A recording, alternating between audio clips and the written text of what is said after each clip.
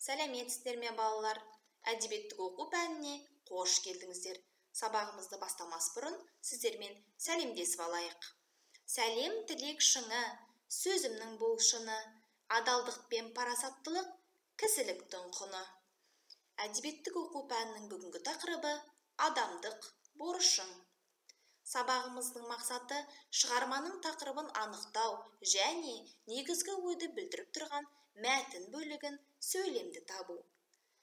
Отанға деген, ата-анаға деген адалдық пен парасаттылық, адамдық борыш туралы түсініктерімізді қалыптастыру. Бүгінгі сабақта мәтіннен негізгі ойды білдіретін сөзді анықтаймыз. Мәтін тақырыбын анықтауда тірек сөздерді қолданып, осы тірек сөздерді мәтін құрастыратын боламыз. Ендеше балалар, мына сөзге назар аударыңдаршы. Борышым сөзін естігенде қалай түсінесіңдер? Осы сөзді қалай түсінесіңдер? Ойларыңа не келеді? Кәне, ойланып көрейікші. Жақсы балалар, борышым сөзін естігенде ойларыңа міндетім, парызым сөзі еске түседі. Ендеше міндетім, парызым сөзін борышым деп те айтуға болады. Ендеше балалар, бүгінгі жаңа тақырыбымыз адамдық борышың. Оқулыққа назар аударсақ, бірінші тапсырмада үлгі бойынша сөйлеуге жаттық дейді. Борышым сөзін парызым, міндетім деп қайталап айтып көріңдер. Жақсы балалар, ата-ананы қадірлеу, құрметтеу, отанды қорғау, бұл біздің парызымыз, міндетіміз, яғни бір сөзбен айтқанда біздің борышымыз екен, иә? Жақсы, бүгінгі тақырыбымыз адамдық борышың өлеңін жазған балалар Шәкәрім Құдайберді. Шәкәрім Құдайберді ұлы 1858 жылы Семей өңірінде туған. Ол кісі өз бетінше оқып, араб, парсы, орыс тілдерін жетік меңгереді. Шәкәрімнің әдеби мұралары қазақ әдебиеті үшін асыл қазына болып есептеледі. Ендеше Шәкәрім Құдайберді ұлының адамдық борышың өлеңін мұқият тыңдайық. Адамдық борышың. Адамдық борышың халқыңа еңбек қыл, ақ жолдан айнымай, арсақта оны біл. Талаптан да біліммен өнер үйрен, білімсіз, өнерсіз болады ақыл тол. Жақсы балалар, өлеңде бізе жаңа сөз енгізілген. Жаңа сөз балалар тұл сөзі. Тұл сөзі жеміссіз, өнімсіз деген мағынаны білдіреді екен. Балалар, осы өлеңді тыңдай отырып, ойларыңа не түйдіңдер? Өлеңде не жайлы айтылған? Иә, балалар, адамның борыштары жайлы айтылған. Иә, әрқашанда адам еңбек ету керек дейді, иә балалар? Ар ұятты сақтау керек дейді, иә? Әрқашанда білімге ізденіс болу керек дейді. Жақсы балалар, өте тамаша.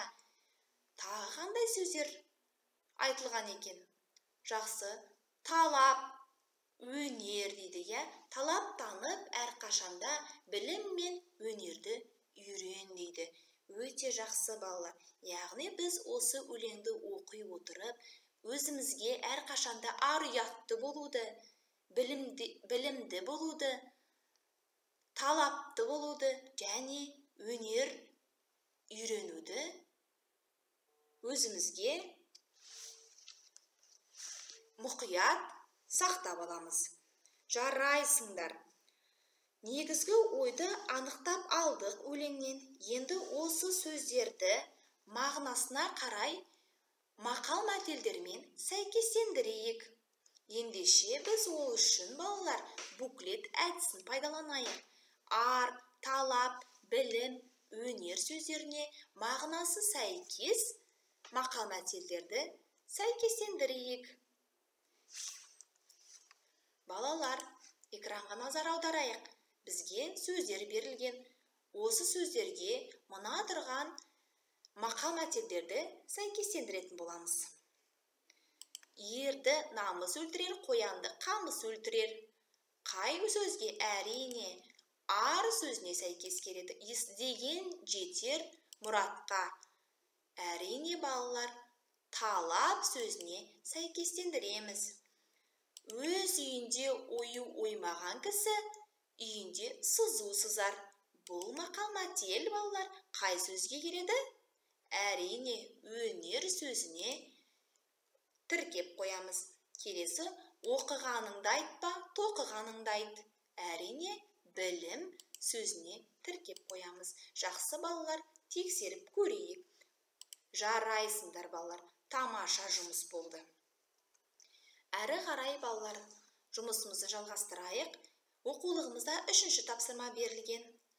Тапсырмада балалар, жақсы деген немене, жаман деген немене. Яғни балалар, біз адам бойындағы қасиеттерді тізбектейтін боламыз. Ендеше дәптермен жұмыс. Дәптерімізді ашып, бүгінгі күнімізді жазып, жақсы деген не, жаман деген не тізбектеп жазып алайық. Ол үшін келесі жаттығуға назар аударайық балалар. Жақсы деген қасиеттерді жақсы жаққа, жаман деген қасиеттерді жаман жаққа бөліп жазатын боламыз.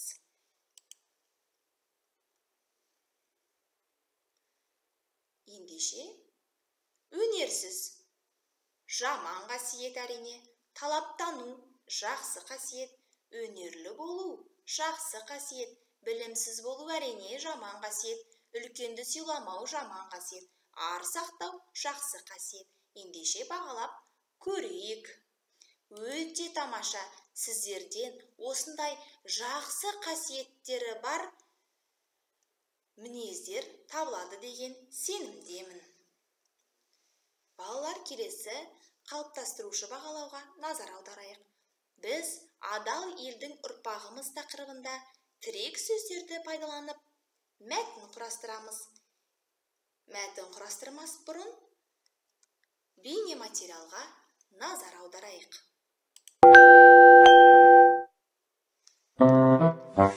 Дана, бір ойын ойнайық. Қандай?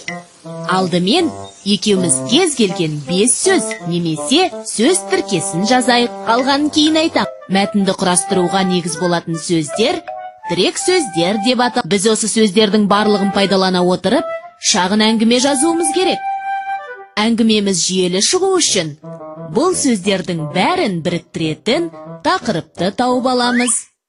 Тақырып мәтіннің атауы болады.